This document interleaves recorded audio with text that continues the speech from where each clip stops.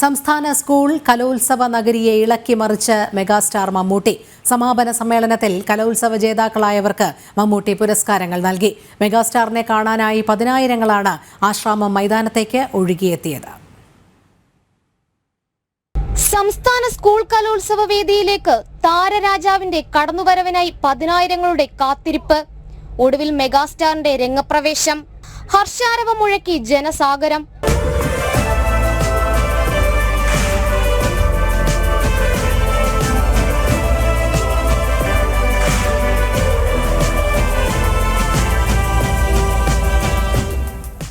കൗമാര കലോത്സവത്തിൽ പങ്കെടുത്തവർക്കെല്ലാം മമ്മൂട്ടിയുടെ അഭിനന്ദനം.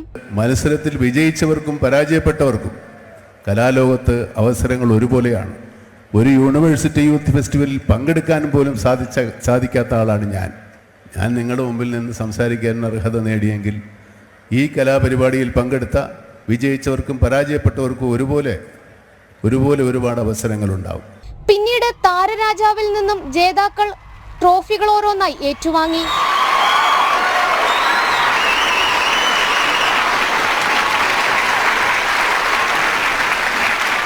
ഇഞ്ചോടിഞ്ച് പോരാട്ടത്തിനൊടുവിൽ കലാകിരീടം ദേശിങ്ങനാട്ടിൽ നിന്നും കണ്ണൂരിലേക്ക്. 5 ദിവസത്തെ കലാമാമാങ്കത്തിന് ഒടുവിൽ സമാപനം. ജനം, കൊല്ലം.